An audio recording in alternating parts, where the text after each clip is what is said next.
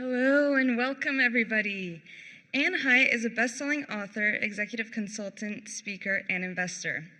She's a Silicon Valley veteran with 15 years of experience as the right hand to Jeff Bezos, Marissa Mayer, and Eric Schmidt, and executive chairman at Google. Ann relocated from Silicon Valley to Europe in 2018 and sits on several boards of directors in the UK. She also consults with CEOs and their leadership teams across the globe on C-suite optimization through leadership retreats and training. She is also a sought-after public speaker and has been on hundreds of stages across 5 continents. She has published articles in publications such as Harvard Business Review and Fast Company, and is a contributing author on CNBC. She has also contributed to articles in the New York Times, Economic Times, the Financial Times, and Forbes. Her first book, Bet on Yourself, was published by HarperCollins in 2021. Please welcome to the stage, Ann Hiatt.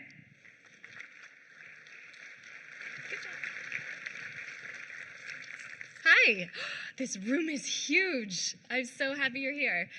So I'm Ann Hiatt, and I am really, really happy to be on the South by Southwest stage again.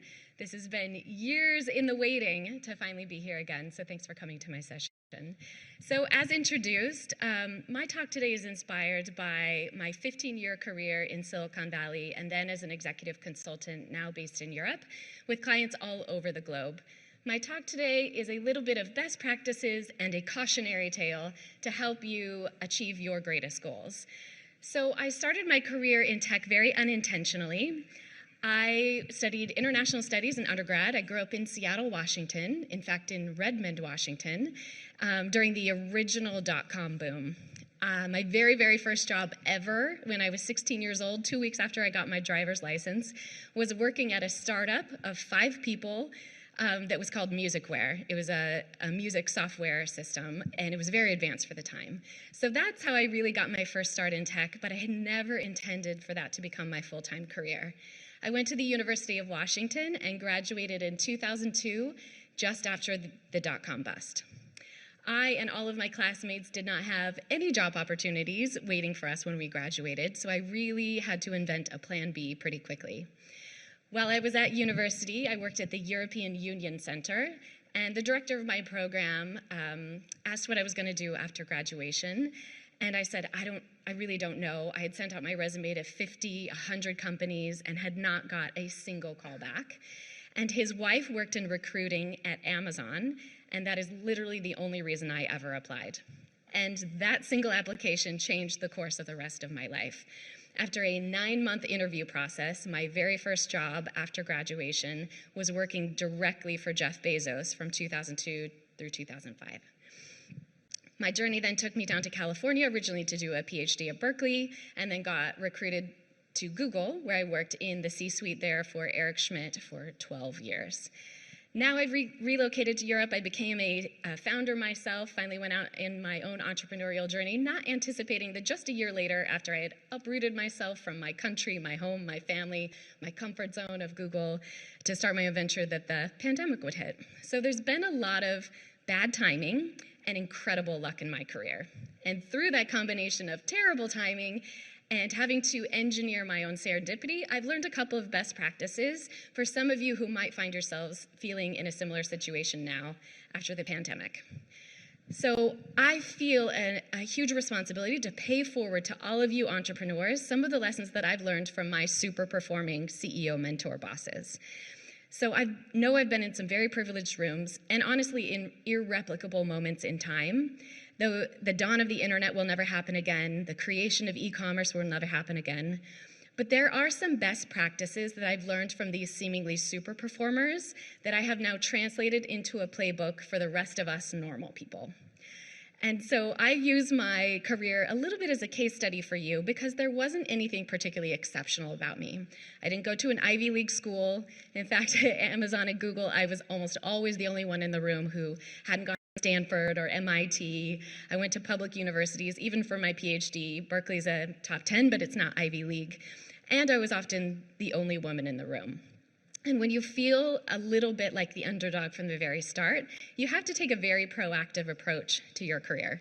So today I'm going to share with you some of those best practices for engineering your own luck and also give you a word of caution. I like to think that efficiency is one of my superpowers. What I've done for Jeff Bezos and Eric Schmidt at Amazon and Google, and I also do for my CEO clients now, is really around C-suite optimization. You don't have to be the CEO of your own startup or corporation, but it can very much apply to entrepreneurs, people who are really putting themselves in the driver's seat of their careers, even within a large traditional organization. So I want to share with you a little bit of something I've become obsessed about recently. So from a very, very early age, I have been obsessed with these super performers. In fact, I remember when I couldn't have been even more than like 7 years old. I remember trading extra chores for more TV time, not for the things that my peers were watching, but so I could stay up late and watch the Olympics or watch Miss America. It did not matter what it was. I was obsessed with people who could be the best in the world at what they do. But what I felt I was lacking was something exceptional about me. My goal, if you had asked me, little Ann from Seattle a long time ago, if you'd asked me what I wanted to be when I grew up, I would have said Olympian. Your natural next question would have been, what sport? I did not have an answer for that. I did not care what sport it was. I just wanted to be the best in the world at something. And I thought that I was holding myself back because I was unexceptional. I was smart, but not the smartest. I was athletic, but never won. And it turns out, I've learned over the course of my career, that in and of itself gave me one of the greatest advantages. Because I promise you, had I had any skills or talents or abilities that were exceptional, I would have rested firmly in that comfort zone. By nature, I'm very timid. I am a perfectionist in all the negative connotations of that word, meaning I would have held myself back from trying something new out of fear of looking stupid in front of people whose opinions I care about, or making a costly mistake for my boss or my company. But because of the time when I entered the workforce, when I was working for executives who also did not know what they were doing because they were inventing the future, it nurtured me out of my nature just a bit. So having this lifelong obsession with super performers, I have also noticed that happening in nature. We have animals that can do what our superhero movies are about. They can fly, they can regenerate limbs, they can split in half and become two creatures. So when you think about evolution, there's probably more inside of our DNA than we normally tap into. And something I'm really excited about recently is monarch butterflies. So the monarch butterfly, I'm a West Coast girl. Most of my life I've lived on the West Coast of the United States, and something really magical happens every year across the West Coast of the US. There's this monarch butterfly migration that happens 3,000 miles north and south. So the migration north, they start in the Sierra Madre Mountains in Mexico, and they make the trek all the way up to the coast of Canada. And that takes 2, 3, 4 generations to make that trek. These monarch butterflies live 2 to 6 weeks on average, but then something exceptional happens. That 4th or 5th generation is called the Methuselah generation, or the super generation. This super generation, even though their DNA is exactly the same as their predecessors, their parents, their grandparents, their great-grandparents who had made this trip south, something triggers in them that makes them super performers. There's a study done in the University of Kansas that saw that this super generation is triggered in the time of the year in the winter when the days are getting colder and shorter and the sun is only 57 degrees up off of the horizon at noon. It triggers the super generation. This generation travels farther, flies faster, has a 20% greater wingspan than their parents or previous generations, and they make the entire 3,000-mile journey themselves in a single generation. So I became obsessed because I've worked my whole career with super performers who do things that no one before them has ever done. And I thought, how can I channel this idea of the super generation from these monarch butterflies into my work, into the consulting I do for CEOs all around the world? So I started thinking about doing an audit and thinking about how can I reverse engineer these types of results. There's an economic principle called Pareto's principles. And Pareto is an Italian economist, and he literally one morning was gardening, and he was looking at his pea plants, and he noticed that 80% of the production of his pea plants came from only 20% of the plants. And then he noticed this pattern everywhere. Everywhere he looked, he could see that 80% of the property in his small town in Italy was owned by 20% of the families. He saw that 80% of his results in his economic works came from 20% of his efforts. This is now an established economic principle, and when you start looking in your lives, you're going to see it everywhere. Maybe you have 10 pairs of shoes and you wear the 2. You have 100 apps on your phone and you use 10. The 80-20 rule is pretty universal once you start looking around for it. So I thought, what if I could use this 80-20 rule, because that 20% output, that creates something that's disproportional to the time you're spending on it. And so I did a little experiment on myself. In November of last year, at the end of 2021, when we're all truly hoping that we can come out the other side of this pandemic situation, put ourselves firmly in the driver's seat of our career again, I set some big goals for myself. And my most important goal, I decided, has become my mantra, which is to do less but better. I think we're all a little bit exhausted from the last 2 years, and I wanted to be sure that all of my efforts were not only highest quality possible, but I was serving in the right areas that mattered to me most. So this started with an exercise of me writing down my individual mission, vision, and value statement. This process took me most of the beginning of 2021 to do, because while it sounds really simple, it's not easy. And so I ended up, for many of my clients, it's free on my website, I created a download to walk you through creating a mission, vision, and value statement for yourself. So if you haven't yet done that for yourself, check out my website. I've got a QR code on the last slide of today's talk, so you can just scan that for later. And from that, I decided that's what I'm solving for. I want to show up fully present in my work, in my life, according to my mission, vision, and values. And I thought to myself, if someone was to look at my calendar or even look at my credit card receipts, could they reverse engineer what my values are? And it was actually pretty sobering. So I did an audit. I did an audit of my time, my resources, and my influence.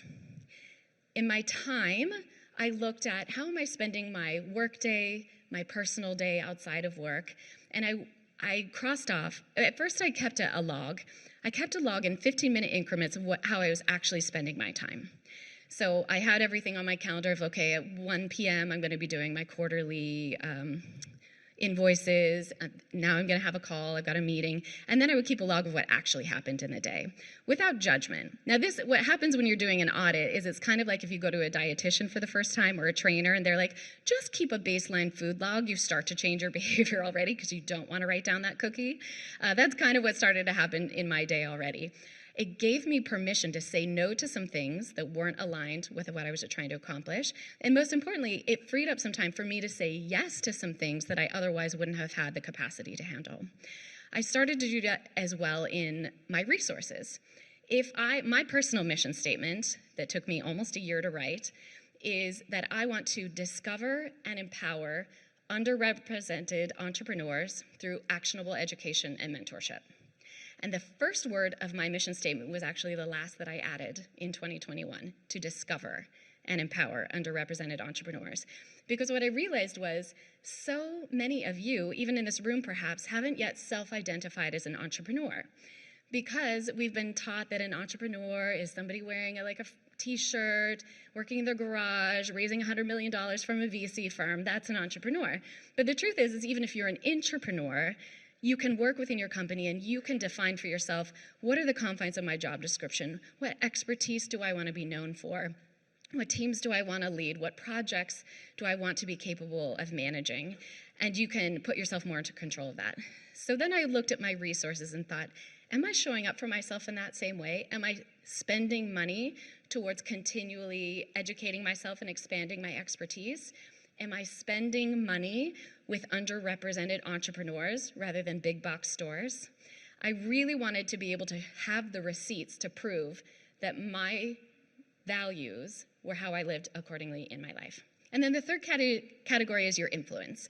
So in this audit, I looked at my influence, and this is kind of my reputation. What causes am I supporting? When you Google my name, what are the associations? And I really wanted to make sure that that was in close association with my mission, vision, and values.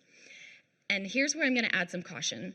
Please do these exercises, mission, vision, and values, and please do the audit, because there's going to be some incredible insights. But here's my word of warning. I did not expect what came next. I had a little bit of a breakdown. So it turns out that while efficiency and C-suite optimization and getting teams and mission and vision aligned with our outputs, you can take it too far. What I did, the mistake I made, and I hope you don't, is that I optimized too much. I tried to stay in that super generation, super performer place 100% of the time. It basically meant every single thing on my to-do list every day was a heavy lift. Everything on there was so important to me and the way I defined myself and the way I wanted to be showing up in the world that I became paralyzed to make any progress forward. And that was a very weird experience for me. I worked at Amazon from 2002 to 2005 where we had 180-hour weeks. We never left, and I didn't burn out. I worked at Google for 12 straight years in the C-suite, originally when it was not yet the dominant search engine, for very, very demanding executives, and I did not burn out. And here I am, a solopreneur, getting to dictate how I spend my time and where I show up myself for the very, very first time, and I had a complete meltdown. It happened, so it was a week in a row, this is early January. Every single day between 3 and 4 a.m., I woke up literally thinking I was having a heart attack. I could not fully inflate my lungs. My heart was racing, and I was drenched in sweat by the time I woke up. I messaged a friend of mine. She's a physician in California. I live in Spain now. And because 3 a.m. in Spain is 6 o'clock in California, that was very convenient for me. And so I called her in an absolute panic saying, do I need to call an ambulance? I truly cannot breathe. And she accurately deduced that I was freaking out. It was true. I confirmed that with my doctor after, but she was right. I was freaking out because I had forgotten actually what Pareto's principle is. It's the 80-20 rule. The 80-20 is the ratio that produces super performance, not the result itself. I was solving for the optimized results, and instead I forgot what fuels that output. I was trying to go against the laws of, I was going to say nature, but I guess laws of economics, and I was solving for the output and not the ratio. So this is my word of caution to you, and this is why I titled the talk, Activating the Super Generation, Say No, Get More, instead of Becoming the Super Generation, which was the original title. You have to be very choosy when you want to have an output at a certain level when you activate that. And it's going to feel a little bit weird when you start to implement this. So here's what happened next. After my friend diagnosed me as freaking out, I thought, okay, go back to the principles. How do I spend this 80%? I realized if I want to super perform and have these disproportionate results to my efforts, I have to fuel myself for that. You have to use 80% of your time in preparation for that. So an analogy, because I'm obsessed with the Olympics, I think of a triple jumper. Have you ever watched this before? You know, they do these quick stutter steps. That's actually, they kind of start like this, right? They build up the kinetic energy. They're building themselves up, and then they run, and they do quick steps to get up their speed. And then they do a leap, and a fly. And when they fly, that's the part that counts, that gets measured. But when they fly, they throw all their limbs forward, both legs, both arms. And do they land on their feet? Never. You don't get a gold medal for landing on your feet. They land on their hip in a sand pit every time. So what we're trying to do, if we don't prepare ourselves and value the kind of getting it going, the kinetic energy, the quick steps, and then the flying, is I was just trying to kind of constantly do the leap and land it on my hip over and over again. It doesn't work. So I thought, okay, how do I prime myself for these kind of results? Let's go back to the audit. Let's go back to my time, my resources, and my influence. How can I spend my time to prepare myself to perform at the level I want to? So I started giving myself permission to sign up for more classes, more training, more certifications. I started spending my money accordingly to the reputation, the skills, and the experiences I want to have in life. And not just that. So my first instinct was, great, let's sign up for I'm going to get an online MBA and I'm going to get wrong. No, back it down. Again, this is 80%, this is lifting us up. So then I started spending my money accordingly and my time. I live in Spain, and that means my family. I'm the oldest of 7 kids, so staying in touch with every member of my family takes focused effort. It doesn't happen by default. And now on my calendar, I have a trip to see every single one of my siblings this year. Both of my brothers are in DC. I just saw my sister here in Texas yesterday. I'm flying from here to Seattle to see my parents. So I'm starting to spend my resources, my time, and my influence according to my values. Additional word of caution. Your biggest goals are very similar to trying to summit a mountain, let's say Kilimanjaro. There's a way that professional climbers approach a climb that's very analogous to what we're doing. So what they do is they start at base camp, and that I knew. I had heard that. I had heard okay, you go to base camp, you acclimate to the elevation, and then you progress up to the summit. That's how I thought it went, just incrementally up. That is not actually how they do it. Actually, you go to base camp, and then you go to camp 1, and then you come right back down. And then you go from base camp to camp 1 to camp 2, and then you go right back down. We're talking that's a 2,000-mile journey. Then you do it again up to camp 4 and back, and then finally you do 7,000 more feet. Why do climbers do that? Because there's something called the death zone. I was trying to live in the death zone. The death zone is anything over 18,000 feet. Your body can no longer repair, recover, and regain strength. You're no longer oxygenating your blood in the same way. You're not recovering muscle injury. You have to come back down to base camp to recoup and gain your strength and repair in order to summit. So in base camp is where all of my best practices came back. So after my freak out and reprioritizing my calendar and trying to show up according to my mission, vision, and values, and realizing that rejuvenating and nourishing myself in my mind, my body, my soul, my relationships would empower me to do that, I remembered a couple things I'd learned already earlier in my career. So while I was at Amazon, I had seen this pattern before. When I worked for Jeff Bezos, every single quarter, remember this is 2002, not now when he's the wealthiest, most successful, most powerful person on the planet. Back then, before Amazon was profitable, when the board was literally starting to talk about bringing in a professional CEO because they weren't sure his ideas were going to pan out the way he thought, even in that time, every single quarter without fail, he took a thinking retreat. He took a week off, went to a hotel, starved himself of all external stimulus. That meant no conversations, no phone, no newspapers, no books, no nothing. And he just spent the first 2 days getting as bored as possible. Then, once he's as bored as possible, there's part of your brain that wakes up in the back. Innovation happens between the verticals. Creative thought and anticipation and creating something that's never existed before happens between the verticals. And it's not in the moment when you're working on, okay, we're here with the marketing team or we're here with the engineers.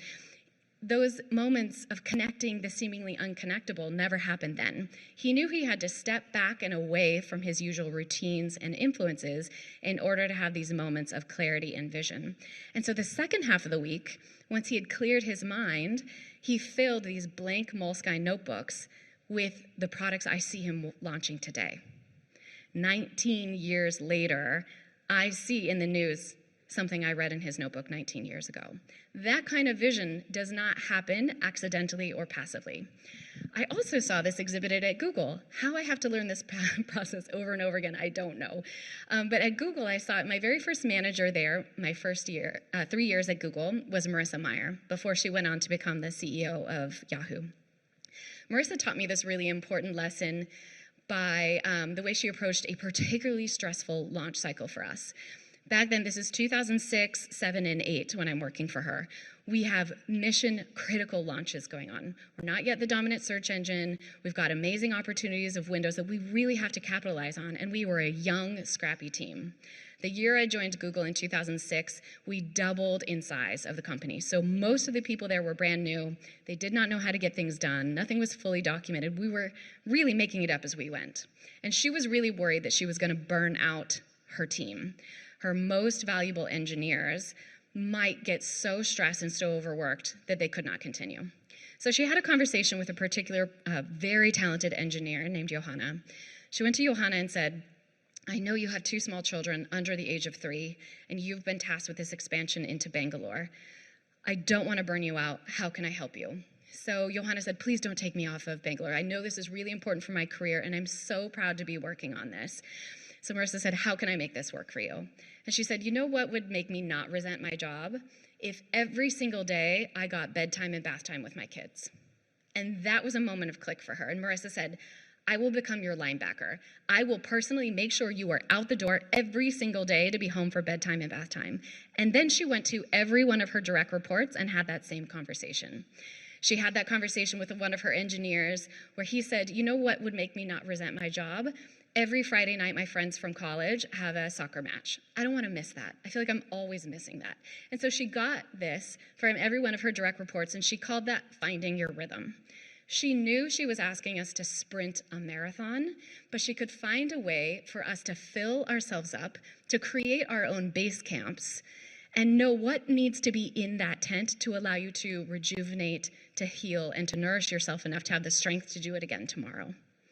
I learned this a 3rd time in my career when I was working for Eric Schmidt for 9.5 of the 12 years I was at Google. When I first started with him, he was CEO, and then he transitioned on to being executive chairman. When he transitioned to being executive chairman, I thought that was going to be semi-retirement. That's usually what it meant back then.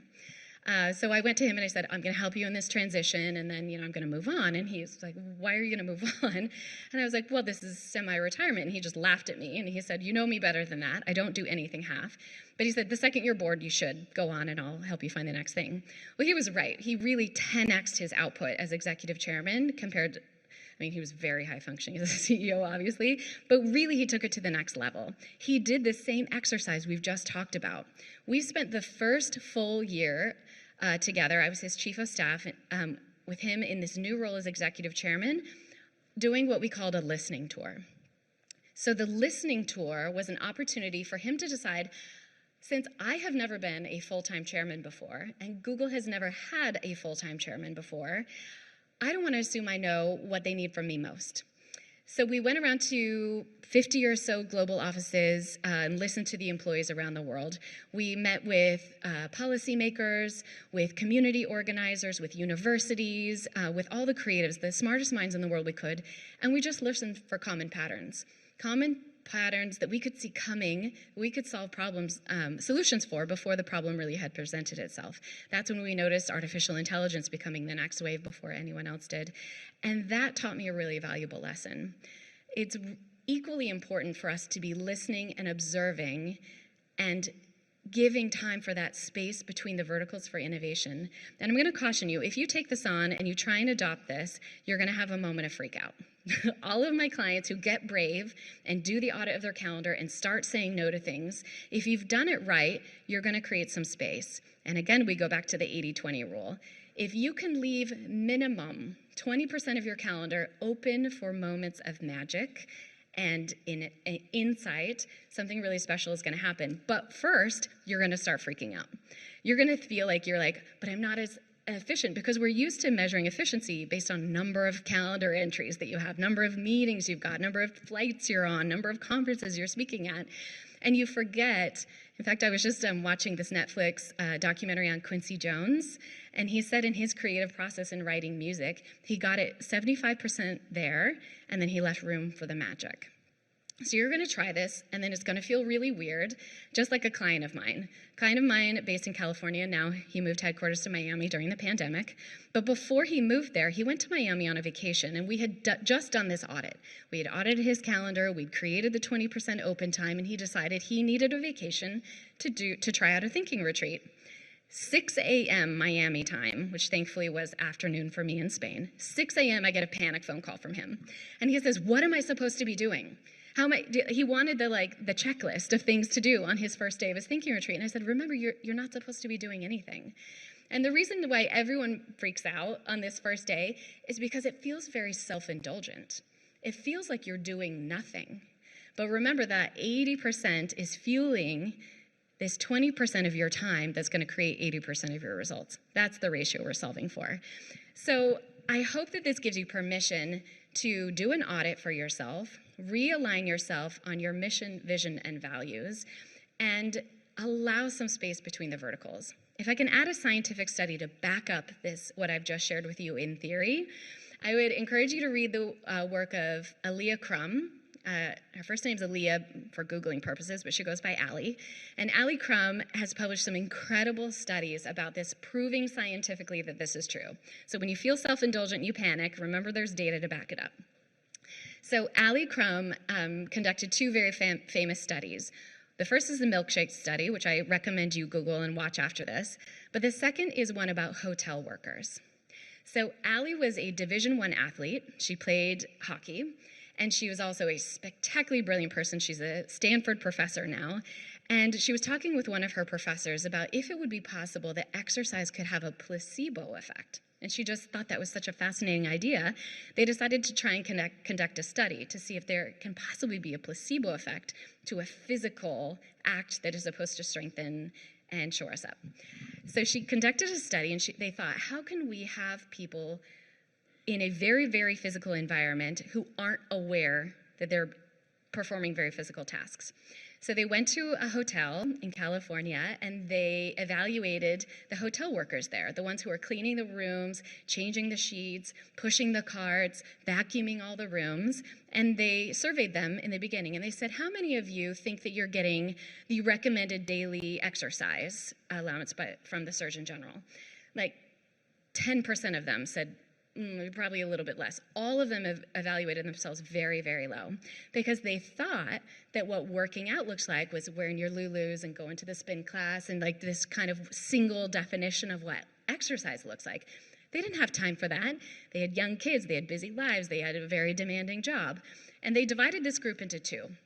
And they educated half of the group to show them how physically demanding their jobs were. They were spending 8, 9, 10 hours getting way more exercise than the average human was. And then the other group, it was a control group. They didn't change anything about their behaviors. They didn't educate them about their physical exertion. Then they came back and they measured literally their vitals. They measured their cholesterol levels, their cortisol levels. They did measurements, their weight, their inches. In the group that had been educated that their efforts were far and above the recommended daily exercise, their body chemistry changes. Physiologically, they had changes because of the mindset that they were now in. When they were lifting that heavy bag of linens, when they were pushing the vacuums in the carts, when they were changing the bed and breaking out a sweat, they thought, okay, they categorized that as physical exercise, and they had a physiological change. So in these moments of indulgence, when we're giving ourselves some space and we're allowing ourselves to enrich our minds, our resources, our influence in a way that's according to our values, something as literal as a physiological change can happen in you. So I hope you take that as data proving that this is not self-indulgent and that this is absolutely necessary for you unlocking yourself to become the super generation, super output that you are capable of. So remember, it is not becoming the super generation. We are activating it. We're being very thoughtful about how we can use our resources accordingly. And I want you to especially focus on the saying no, eliminating first the things that no longer are serving you. Perhaps they were an important part of your journey, of your learning, your education, and that might be an opportunity you can give to the next person. You can create an opportunity for someone you're mentoring that will give them an opportunity to grow and stand on a new stage that they've never been on before. But once you've done that, don't fill all of that time. Be very thoughtful about what you replace it with and look for that continued exchange and getting more. So I hope that you will take this exercise. This, if you scan this QR code, I'll get out of the way. If you scan a QR code, that'll take you to my book's website. And there I have the download where you can do your mission, vision, and value statement. And then you can take time to do your own audit to make sure that you are unlocking your super generation and activating yourself to have the impact that you are uniquely capable of. I've saved time for questions. We have about 20 minutes. So I think we're going to switch to the online system. If you haven't already, you can go into the app and what's it called? Engage, right? Click on the Engage button. You'll be able to submit some questions there. But I really hope that what you take away from this is there is something unique in you. You are a super generation, even if no one who looks like you or comes from where you come from has ever done the thing you're dreaming of doing. you can become that 20% bigger wingspan, that fly faster, live longer, and produce more, but only if you shore yourself up and you're very, very protective of your base camp and are fueling yourself for that journey before you make those repeated summit attempts. Okay? Yeah. Thank you.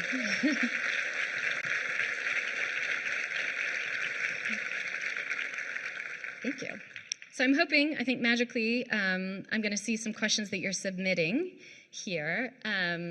But I really hope that we can continue to connect. It feels so one-sided for me to be standing on a stage and sharing my stories.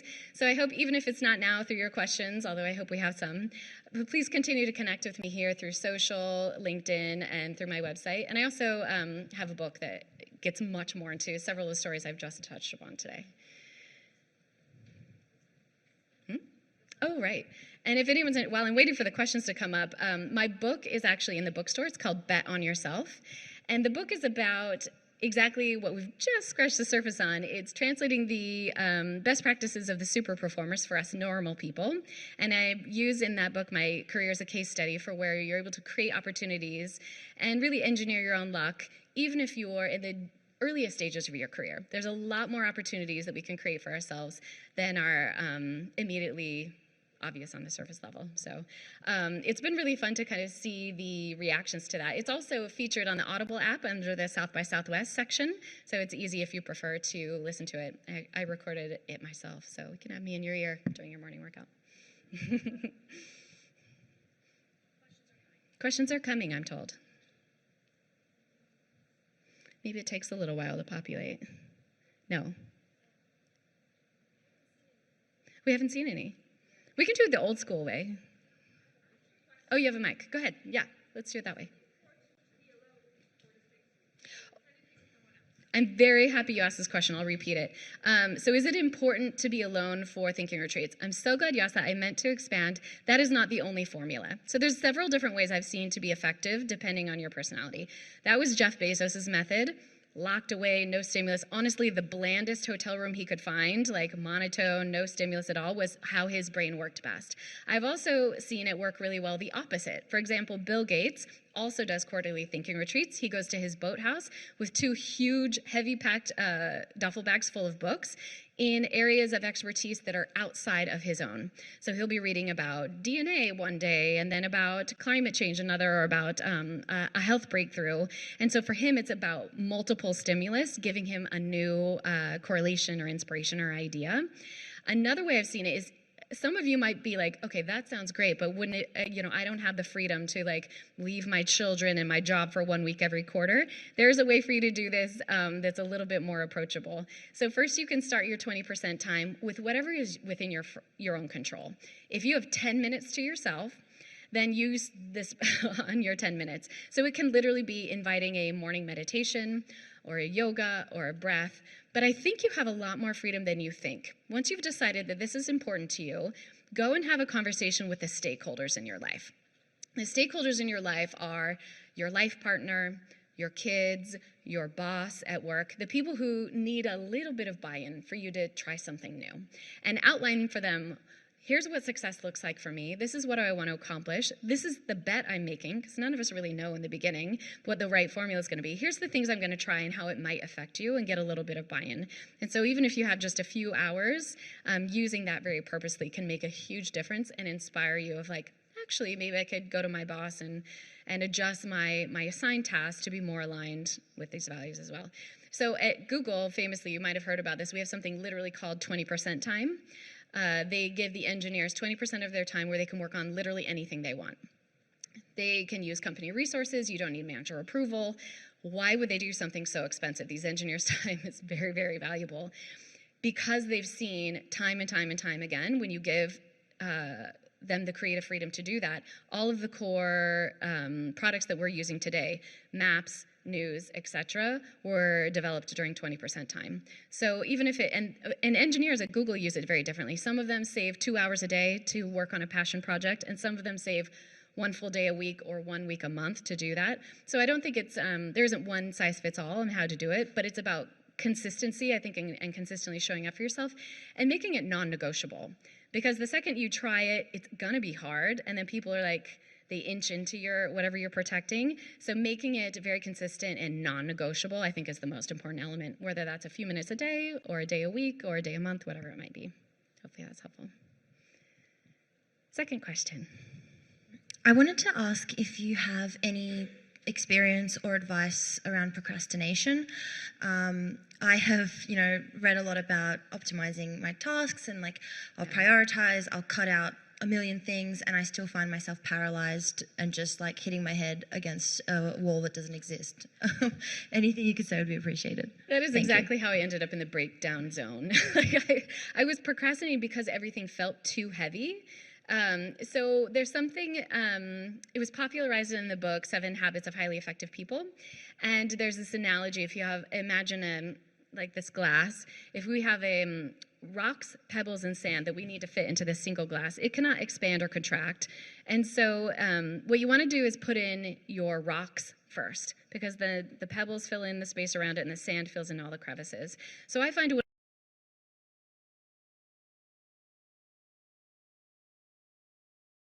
not knowing how to get started, feeling so overwhelmed with where even to start. If you can just pick 1, maximum 2 things that are your must-do today, those are your rocks. I find I can finally get going, because while my to-do list is never finished, none of you sitting here have a finished empty to-do list. But when I just pick the 1 or 2 things today, and then I have a conversation with those same stakeholders, this is what I have to get done today so that everyone has the same buy-in, somehow I'm able to get unstuck. I also want to acknowledge this pot to kettle. This is an ongoing struggle of mine, especially as you get more in the zone of really focused in on what you're individually trying to contribute to this world right now, it can feel heavier. So it's 2 sides of one coin. Just pick 1 or 2 things that you're going to do today, and then make sure the rest of your day is fueling you for that, building you up, preparing you mentally, physically, emotionally, whatever it is that takes from you. Because if you don't fuel first, how can you possibly lift that essential rock? That's what I was doing wrong. Sorry, say again? The 80% that you said fuels you. Yeah. Exactly. So on a day that feels particularly heavy and you can't get started, flip it and do that 80% first of fueling up your mind, body, soul, whatever it is, to give you that that kind of triple jump kinetic energy that we need in order to get going. But again, I'll probably be in this state again tomorrow and have to listen to this talk back to myself. I think I do that a lot, actually. I write a briefing for a client, and then I'm the next day I'm I need to read that for myself. I'm doing all the things they're doing. Thank you for that question. I think a lot of people struggle with that. Go ahead. I will jump to some of these in a second. Yeah. Building up on this, do you think the new work formulas that the pandemic brought to us, not having to be at the office from 9 to 5, maybe being able to work from anywhere, how do you think they affect on the saying no and making time? Such an important question, because it's so complicated. So I think there's a lot of advantages, because now we have more choice than we did before on how we're spending our time. We don't have the commutes, maybe you're able to be with your pets or your kids or whatever in a different way. But it can also lead to paralysis, because there's no commemoration of the start of the workday and the end of the workday. There's no commute to kind of decompress. So we have to create those milestones for ourselves. So there's incredible opportunity here to fill that space that used to be in a commute with the 80% that's going to fuel you, nourish you, inspire you, and build you up.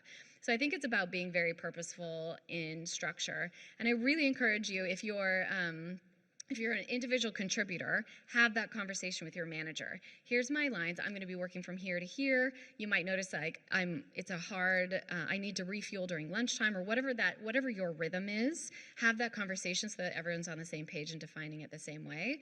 I also think it's okay if it's hard. As we're changing habits and we're teaching people to think of us and treat us differently, that transition takes time.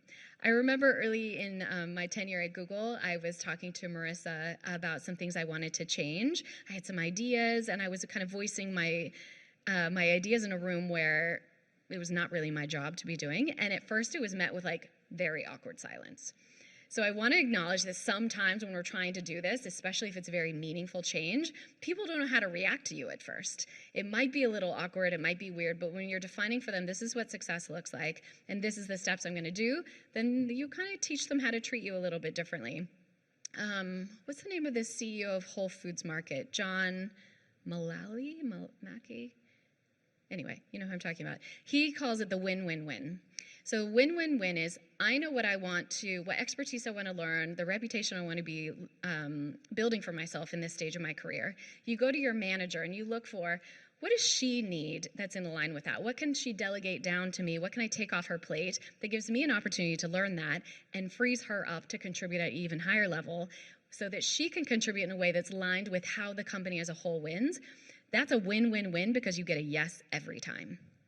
Every time you know what you want and you're freeing up your manager to contribute in a better way so that the company accomplishes their bigger goal, you're not going to get a no. But you might get an awkward silence at first until they do that whole thought process with you, but I found that works for me every time. I hope I feel like that was a kind of a, yeah? Okay. Thumbs up on that. Okay, I'm going to take a couple questions here. Jamal asks, but how do you say no, especially to others in leadership when you work at a company with a never-ending list of PO priorities?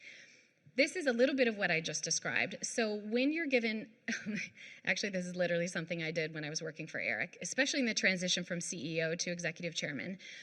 He let go of every single person who reported directly to him, except for me. So he had a team of, I don't remember, 14 people, and suddenly I was last man standing.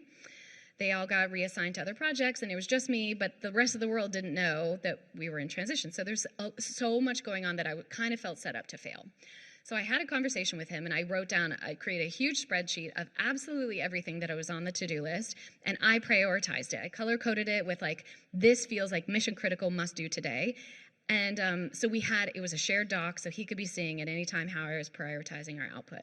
And then as new things would come on, I would say to him, this sounds really, really important. And instead of just doing my old habits, which was, I guess that means I'm staying up until 3 a.m. today, I would say, so I'm going to move item number 4 off of that, or I'm going to delegate it to Brian, or I'm going to reprioritize that for next week. And that got me permission to change the prioritization of something I'd previously committed to, hopefully creating opportunities for me to delegate and give it to someone else.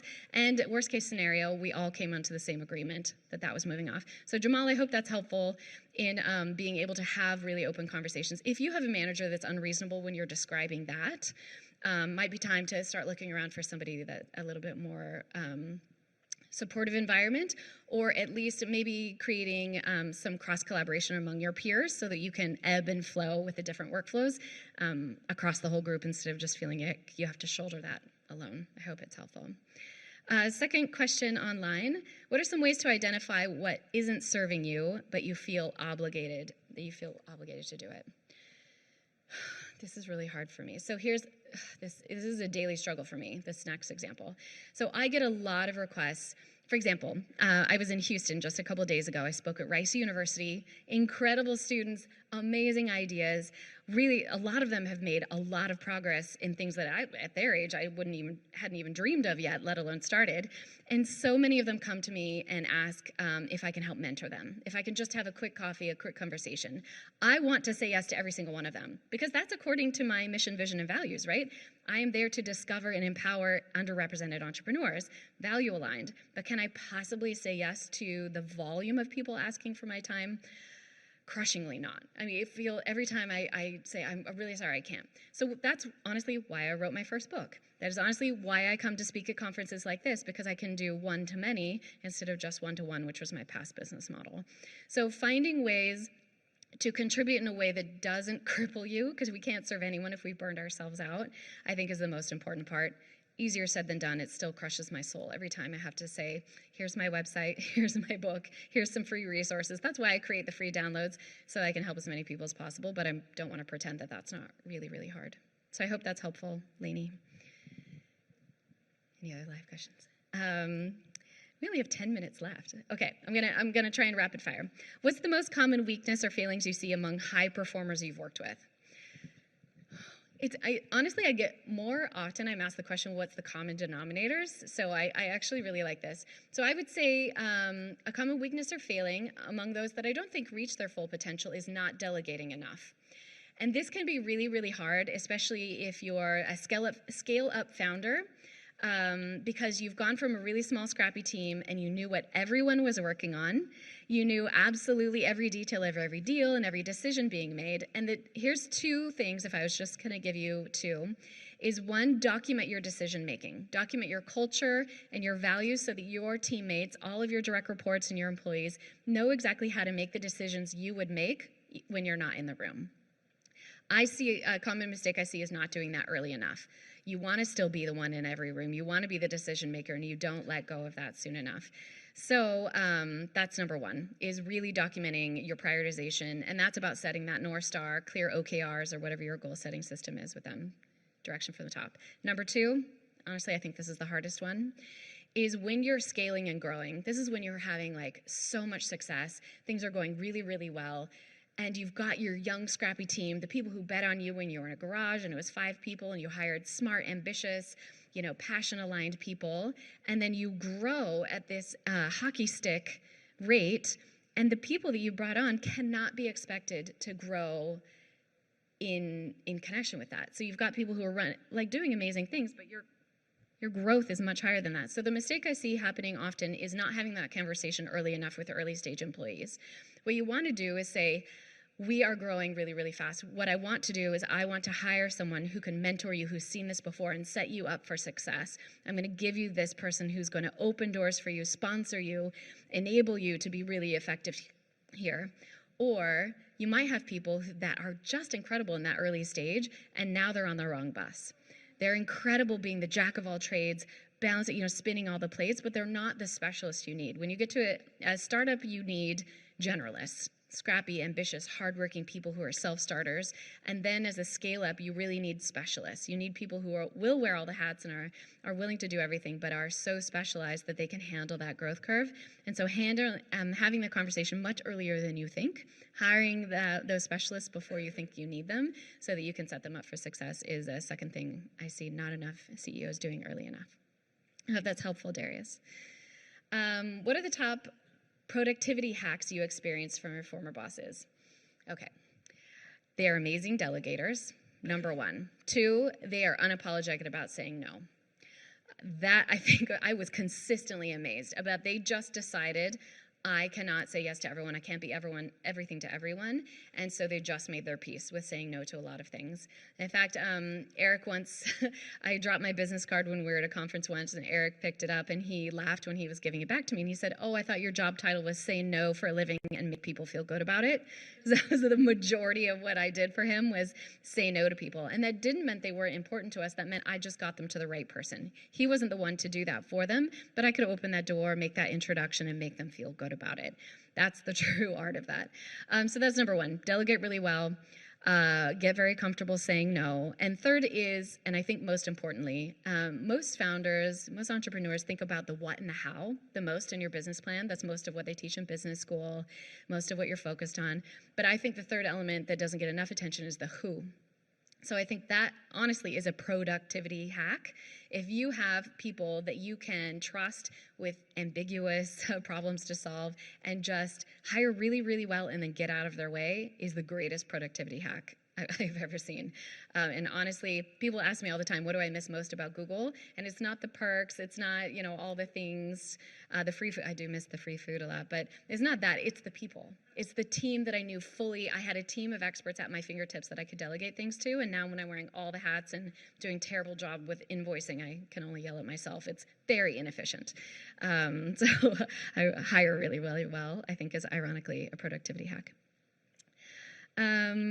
As a leader with employees that are burnt out but can't describe what they need or want, what are some tips to help get them on the right path to the 80-20 rule?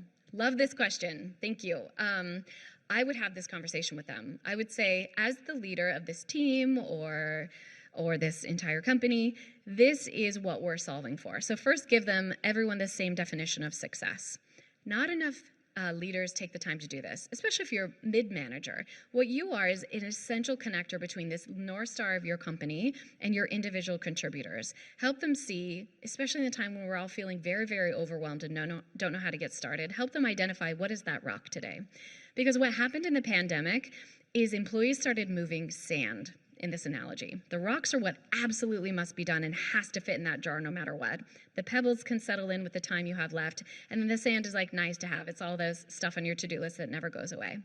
What happened in the pandemic is too many employees did not know what the North Star was anymore. They couldn't accurately identify the rock, or they didn't feel like they had permission to just move a rock today.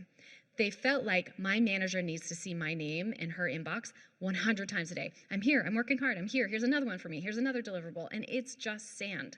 It's not moving the needle forward.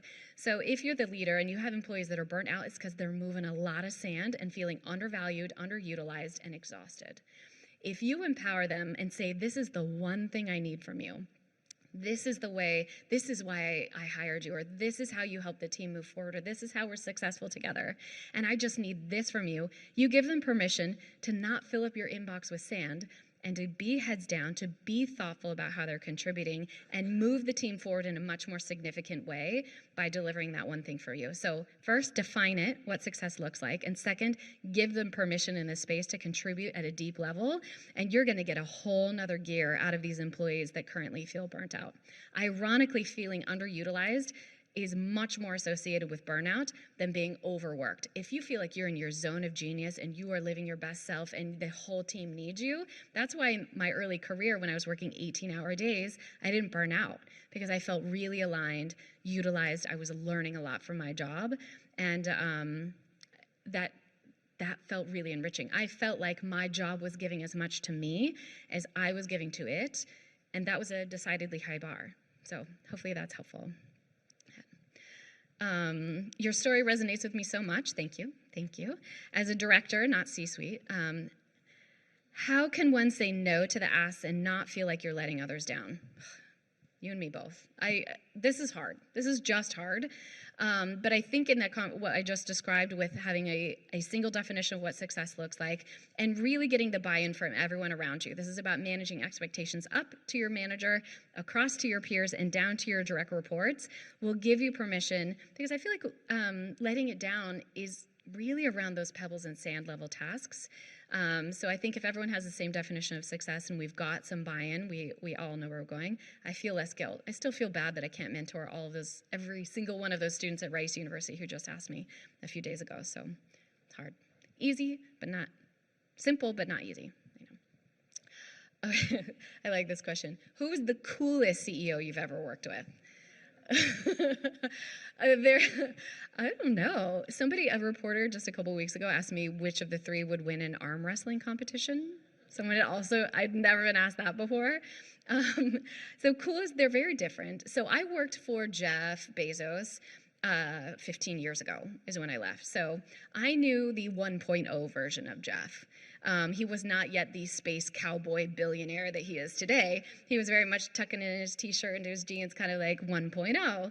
But still very cool. Like, he was working on really insanely cool projects.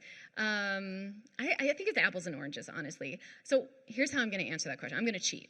I'm going to tell you my favorite parts of each of them. From Jeff, I learned to keep your hiring standards very, very high. When I was working for him, I was moving on to do a PhD, and we hadn't yet hired my replacement, and I couldn't change the start date of grad school. I was super nervous, so I asked him, please, Jeff, reconsider some of these candidates you rejected. And I will never forget this conversation, he just put his notebook down, and he said, I will only hire people I have to hold back, not push forward. And I have used that hiring standard ever since. Ever since I thought, and the energy exchange as a manager is like night and day. If you hire a smart person that is going to come to you with a million ideas and you spend all your energy funneling that into the right direction, that energy exchange is totally different than pushing them into delivering the right things. So that's what I learned from Jeff, which I think is pretty cool. The second thing from Marissa, I learned about finding a rhythm with your team for yourself and for your employees. Key, and I have to give myself that lesson over and over again. And from Eric Schmidt, one of my favorite things, and I worked for him for 9.5 years, so we could talk for the next couple hours about this.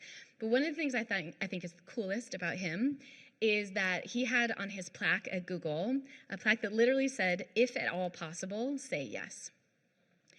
That is not about overextending yourself. That is about knowing exactly your zone of genius and what you want to learn next and unapologetically going after it, even if that means you're the dumbest person in the room and you trigger your imposter syndrome and you're really nervous about looking dumb in front of all these people. He sought that out.